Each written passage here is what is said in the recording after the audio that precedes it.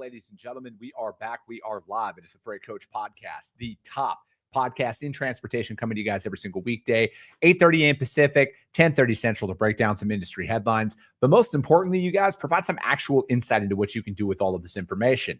If this is your first time tuning in, welcome. This is the real side of freight, ladies and gentlemen. And I do say that before every single show. And what I mean by that is I only speak with transportation professionals, because at the end of the day, you guys, I want to talk to the right individuals who have done what you're looking to do, or who are currently doing what you're trying to achieve, so you can take that information, apply it, utilize it, and see a meaningful difference in your business and your life. Happy Wednesday, everybody. I got a very special guest for you guys here today. I'm going to bring him up in just a second, but I do have to drop a couple of reminders. Freight Coach newsletter dropped today. So if you want to get in on that, I need you to go to my website, thefreightcoach.com. And I say that because I don't sell out my contact list. I don't spam you guys with a bunch of stuff, because if you want to get in on it, I need you to register for it. It's on my website. And then also, with that being said, though, it just drops once a week. All right. So I'm not bombarding you every single day with a bunch of stuff, because I do that on the show here.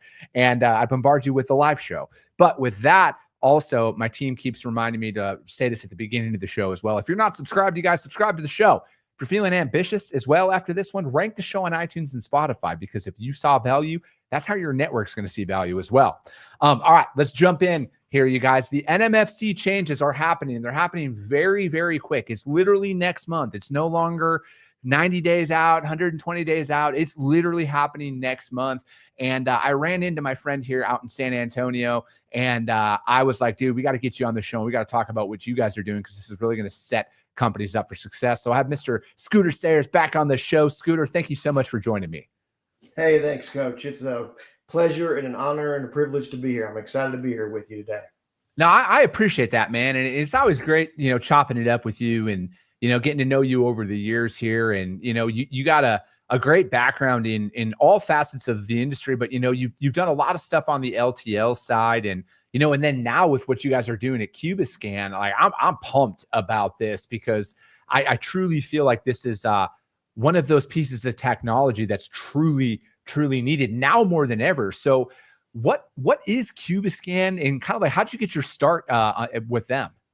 Yeah, so we've been in business for about 40 years. It's one of those quintessential American stories of someone just finding a solution to a problem and running from there. So the story is a gentleman working at Hill Air Force Base in Utah.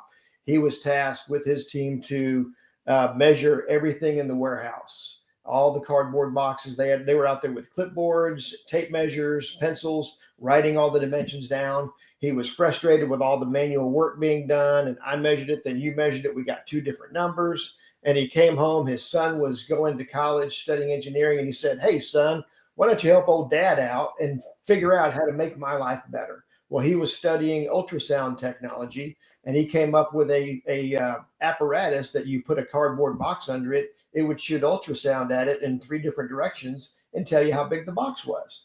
And that was how Cubiscan got its start. It was the first system that we rolled out. It's called the Cubiscan 100. We still make it today, almost 40 years later. It's just a really, really good design. And from there, we've branched out into automated parcel dimensioning and sorting systems, master data where you can measure, nuts and bolts, tennis rackets, weird shaped things that go in a box with Amazon, and of course, pallet dimensioning. We got in pallet dimensioning about 20 years ago, primarily with the LTL carriers out there, the airline industry, and we're now moving heavily into the shipper space, because that's where the real need is. Yeah, it's and everything that you're describing out there is like, throughout my career, my like with LTL in particular, it's just been like that's probably why I have so many gray hairs already. Scooter is yeah, it's going out there and it's breaking down a lot of that, and then it's just the rebills and all of that stuff that come along with that. And I know that that's kind of a thing. Like, everybody who I know that moves LTL at volume are like, they have literal entire departments for reclassifications, reweighs, all of that stuff, just to make sure that those accessorials get processed in a timely manner. And I mean, from my perspective, I'm just like, man, what out there can make this more seamless for the shippers, right? Because ultimately, for the most part, the shippers are the ones footing the bill. Like some of the brokers and the carriers, yeah, I'm sure they'll eat it to a point, but if it's a constant thing that's changing out there, because the goal line always shifts. And I mean, there's there's people out there who are like packaging engineers, right? Like they want to make sure that the right size product, and then you got to get the maximum amount of product inside of that box that's out there. So when you guys are working with people, to me, it seems like it's the core objective is how do we streamline your guys' supply chain to ensure that, hey, when we're ordering everything from the plastic wrap to the airbags that are inside of the boxes and everything, that we're ordering the right quantity so we can maximize and get the most bang for your buck.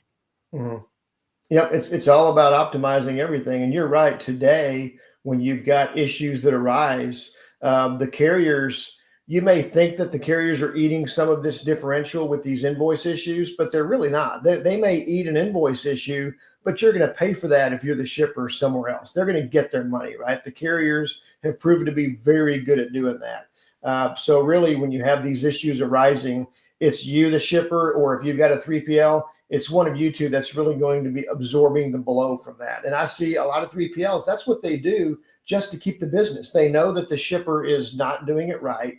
They've maybe even talked to them about it, but the shipper's not willing to change. So they are just willing to absorb the impact, but they too are going to make sure that the shipper is paying for that, right? They're going to make sure their margin supports them eating that. So ultimately, it's the shipper that is paying for all that inefficiency, whether they know it or not. Yeah, no, I agree, right? It is one of those things, especially inside of the LTL space. And, so how are you guys with the NMFC changes? Like I had said at the beginning of the show, July 19th, 2025. I cannot scream this from the mountaintops enough. Like I have literally done 3 podcasts now with the NMFTA. The NMFTA has a ton of free webinars that are out there, free resources for folks to go and take advantage of to ensure that their business is ready for that, right? Because it's not like there's going to be an extension or a change. It is literally happening. And we're coming up on that 30-day mark here. So how are you guys working with your prospects and customers on making sure that, hey, like we're going to make you guys as ready as possible for this? Yeah, we're just, number one, we're just trying to get the word out too. I mean, as soon as the NMFTA announced the changes that they were going to be doing and telegraphed really well what they were planning on doing, you've had a lot of people out there telling shippers, you need to get ready, you need to be prepared. So we're trying to take it a step further and not just sound the alarm or sound the warning that you need to get ready. We're trying to educate them on specifically what they need to do. And when you think about it, there are really 2 kind of key pieces to this to get started. Number one is you really need to understand how these are going to affect you. If you're a shipper, you need to know what NMF item numbers am I shipping today? And are they going to be truly impacted by this change, and how? The NMFTA has made information available so you can see this for yourself, and you can talk with your carriers or your service providers like your 3PLs if you work with one. They can help guide you on that. So that's like step number one, is just how exactly is this going to affect me? I ship 4 NMF item numbers. Are they all affected? Is one affected? Are 2 affected? What is that, and what does that look like? And then number 2, the direction that the NMFTA is going, it's all being driven by density of the pallet or the handling unit itself. It all comes down to how big is the pallet, how much does it weigh? And if you will, as a shipper, if you will just simply put in a process to make sure you are capturing accurate weights and dimensions of that actual pallet on every one of your pallets, you're going to be way ahead of the game if you do that. You may not be perfect in what takes place, but you're going to be so far ahead of the game if you just do that simple thing rather than just, operating the way you've been doing for the last 20, 30 years. Mm-hmm. I personally think that there is not going to be a greater opportunity for a market grab inside of the LTL space than this. And it's going to boil down to pretty much everything you're talking about right there, Scooter.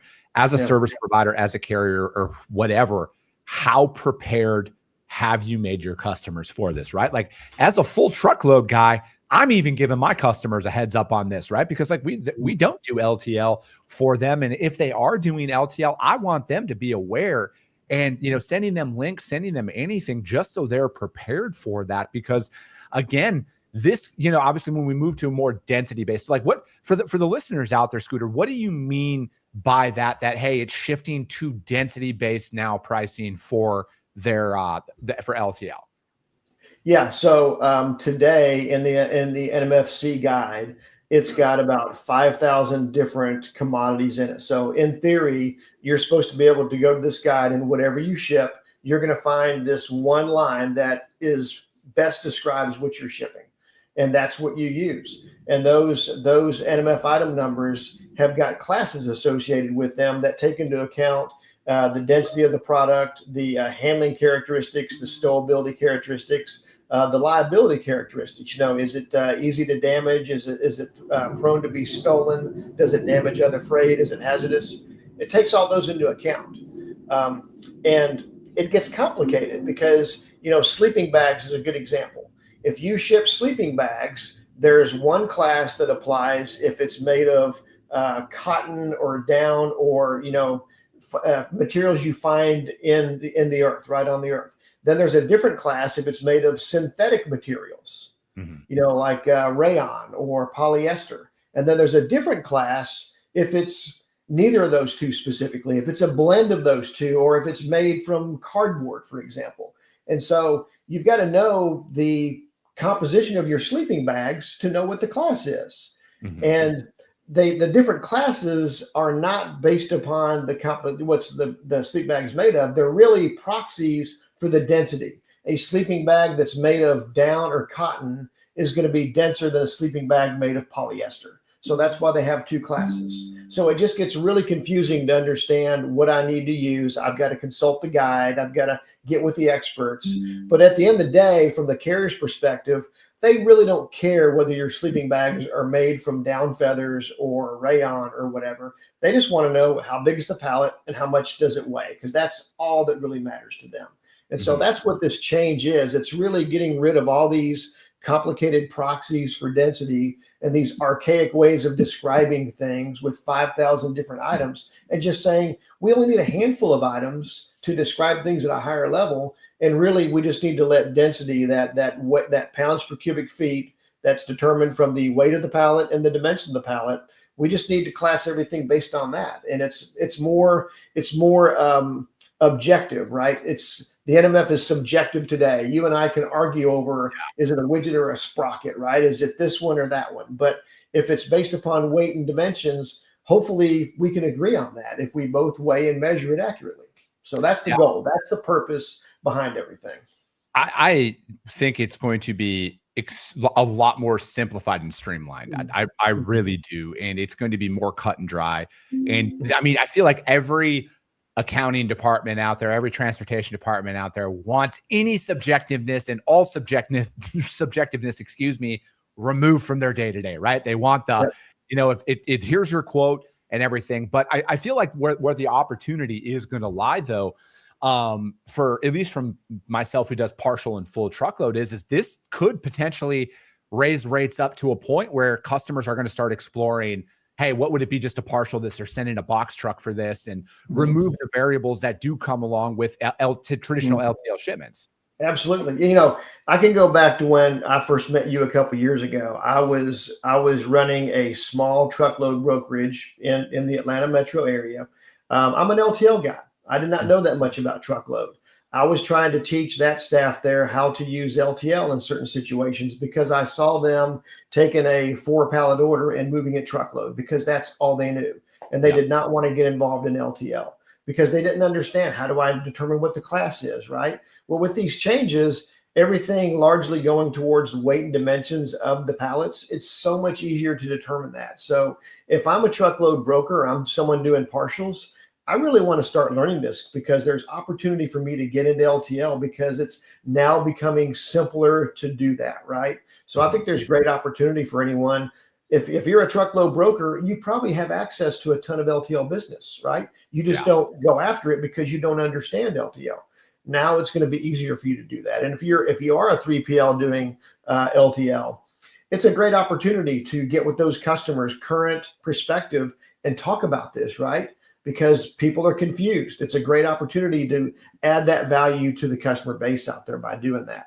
And if you're not doing that, you talked about that churn. You're absolutely right. There is going to be churn from this. It's just natural. Anytime you have a disruptive event, it's going to cause that churn. And the winners are going to be the carriers and service providers that are prepared and talking to their customers about it. And the losers are going to be the ones that don't do anything about these changes. Yeah. Or they sent one email over to their customers about it, and it's not a constant loop of information that should be coming in, because I feel like that's, again, it's they're going to look at it where, I mean, I personally think if they're out there in a long-term RFP, and again, I'm not moving this or privy to this information, so this may have already happened or has been talked about, but I bet this triggers a bunch of rebids out there. This is going to go out there into the market. And, because again, every LTL carrier that is out there is going to be looking, all right, how do we become more competitive? How do we get market share from our customer or from our competitors? And I feel like this is going to open that up. Yeah. And I think every carrier is going to have a different process and plan in place, just because they're all different, right? They're all LTL carriers, but they all have different people, different systems, different models, different mindsets, different levels of data they have access to. So it's going to be a mixed bag out there on how each one reacts to it. So how are you guys working right now to kind of get ahead of the curve, right? Like, I know you're trying to get out there and work with more shippers and everything. Are you guys already having them? Are you guys privy to any of these potential changes with the density and stuff that's out there? And you're like, hey, FYI, this is probably where it's going to trend to. Because it could save you some money now, but it also could cost you some more money. Yeah, I mean, definitely, as we're talking to shippers, if we can get information from them on what commodities they're shipping, we can help guide them towards that too, right? But most of the shippers that are coming to us today, they're already the leading edge of what's going on out there. They already have an idea of what the impact is going to be, or they know it's coming up. So we're just trying to guide them on, the best systems to put in place. And, the thing here, Chris, the thing that's so cool about these changes that the NMF's making, it's going to be disruptive. There's no doubt about that. Long-term, the invoice discrepancies are going to go down, especially if shippers start capturing the data that they need to on the front end. If they don't, they will go up and they will stay higher than they are today. But if they put in the plans they need to, they will go down. But by doing that, these changes also encourage behavior to make things better for everyone. If you look at it the right way, you can learn how to build your pallets better and get lower classes and thereby lower pricing by doing that. If you have better data, you make the right decisions on which carrier you select, right? You may be picking carrier X versus carrier Y, but you've got bad data or no data and you're making a bad decision. You're picking the wrong one. We have customers that come to us where they want the dimensions, but they also want the photographs that we capture with our systems, because while we're dimensioning a pallet, we're taking photographs of the pallet.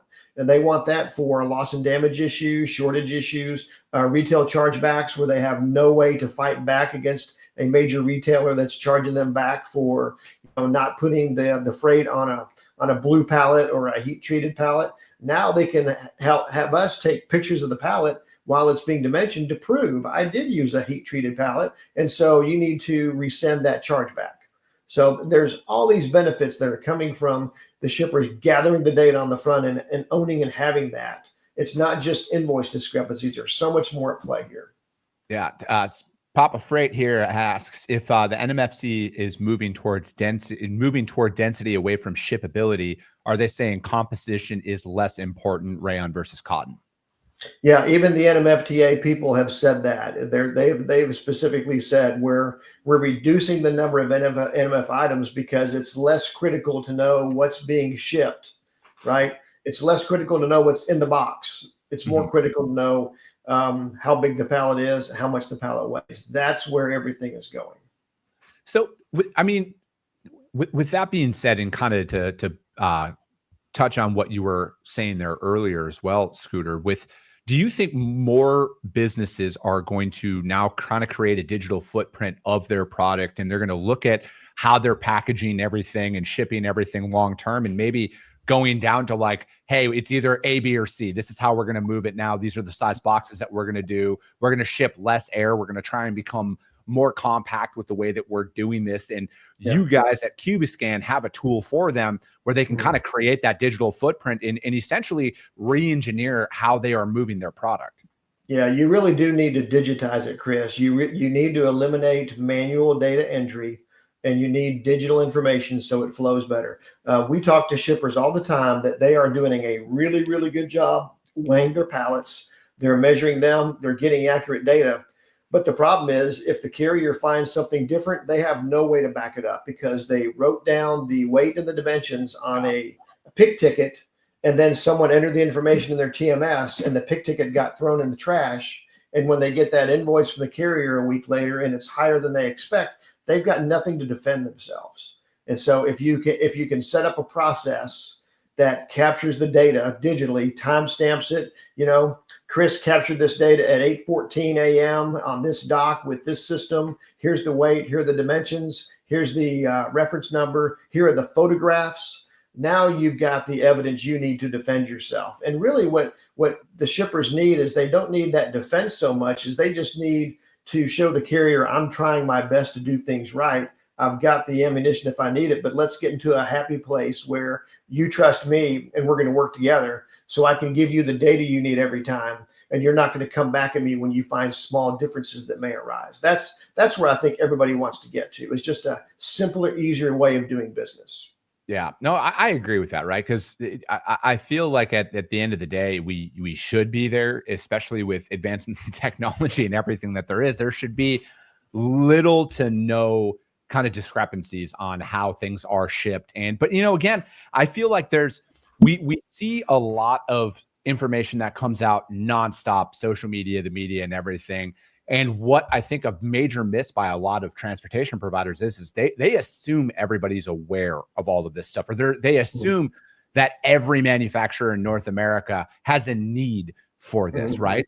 And this is one of those rare instances where I truly feel like everybody needs to know about this. They need to be prepared about this because, I look at it like whether, because obviously AI, tech, all of this stuff is all over the news right now. It's not that important to a lot of the shippers, at least the ones that I'm working with. I have yet to have any of them sit me down and be like, hey, what's your AI strategy here over the next 3 to 5 years? They're more concerned about their freight picking up.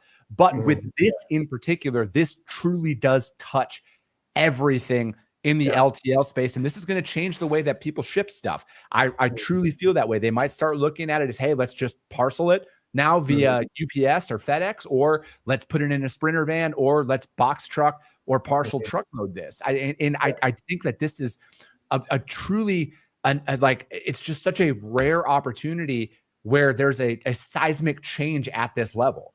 Yeah. No, you're right. I think it's going to, the change that goes in July, it's a big step function change, but there are more coming from the NMFTA after this. It's probably going to take them 2 to 3 years to get all the changes in that need to be in there to kind of reset the playing field, so to speak. So it's going to take time to do this. And the shippers are each going to react to it individually. I think we're going to see more of a reaction from the shippers once the change goes in. And then once they start getting their invoices and they start seeing more invoice discrepancies and they start seeing freight charges going up in certain cases, I think that's going to be that lever that gets the attention up and maybe gets the reaction going.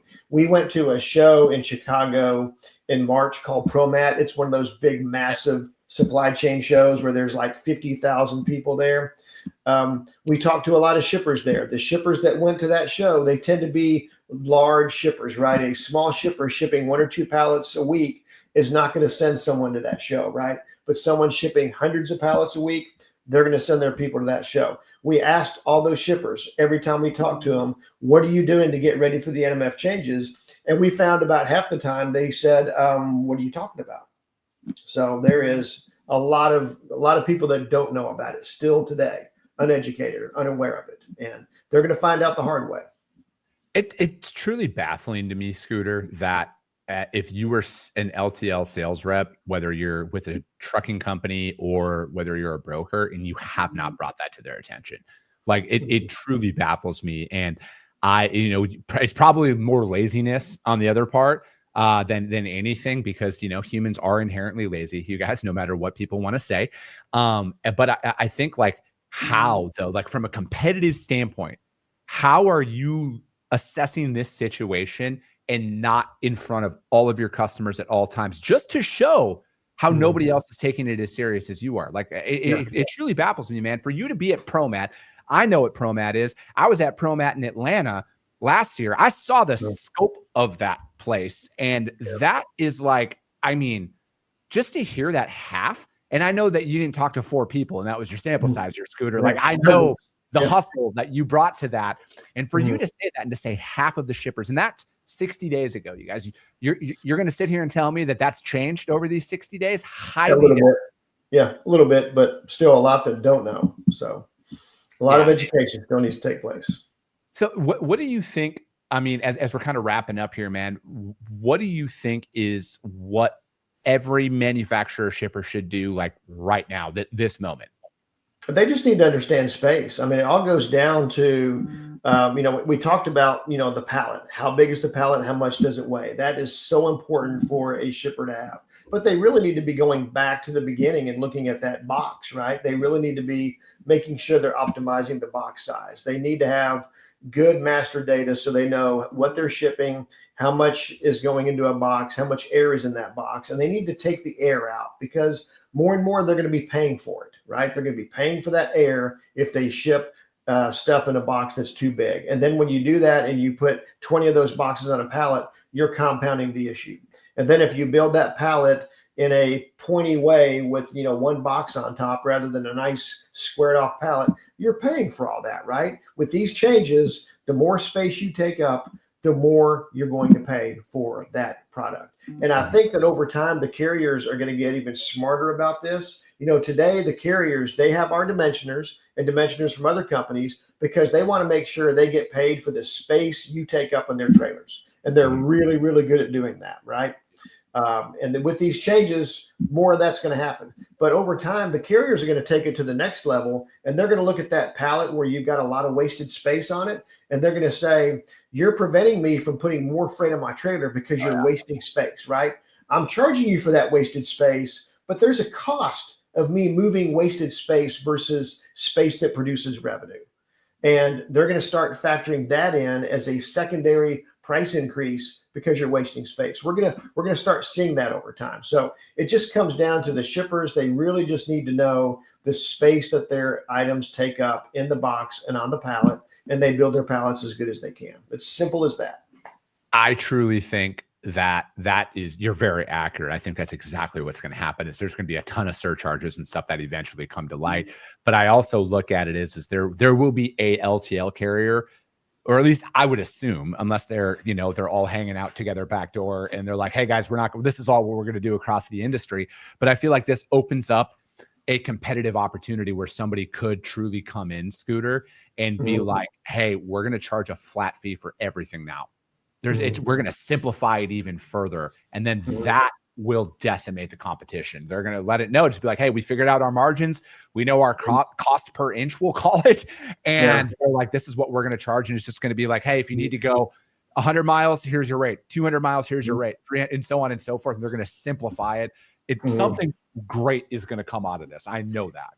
Well, it's there for disruption to come up and simplify the industry even further. The carriers themselves are going to want to get as granular as they can. They really want to be able to price every pallet in a vacuum all by itself, because that's how they're going to maximize their profits. They're not going to maximize their profits by charging $500 per pallet, because all they'll get are the pallets that cost $800 to move, and they won't get the pallets that cost $200 to move. So they want that granularity, and that's what these changes give them, right? It gets you down to the weight and the DIMS of each individual pallet is what drives everything. That's why the carriers want these changes to go in. And it's beneficial again for the shippers, because if you use it right, you're going to benefit from it too. There are so many changes that are going to be positive for the shippers, just because if I'm already doing it right to begin with, I may find that I get a lower class just because I'm building better pallets than my competition. So it's a great opportunity for shippers to carve out their own competitive advantage. It's not just for carriers, but even shippers can carve out their own competitive advantage with these changes. 100%. Scooter, thank you so much for your time, man. How does anybody reach out to you guys to find out more about what you're doing at Cubiscan? They can go out to our website, cubiscan.com. We've got a great revitalized website out there that has use cases for all the different products that we have, from parcel shipping all the way up to pallets. That would be a great place to start. Perfect. Scooter, And I then appreciate they can always follow me on LinkedIn. I put a lot of content out there, so they can always follow me out there also. Perfect. Scooter, thank you so much. If you guys can't find him or Cubiscan for whatever reason, hit me up. I will gladly put you guys in contact with him. But that is going to be it for today, ladies and gentlemen. As always, if you got value in what you heard, subscribe to the show. If you're feeling really ambitious after this one, rank the show on iTunes and Spotify, because if you saw value, that's how your network's going to see value as well. I appreciate you guys. I love you guys, and we'll be talking to you soon.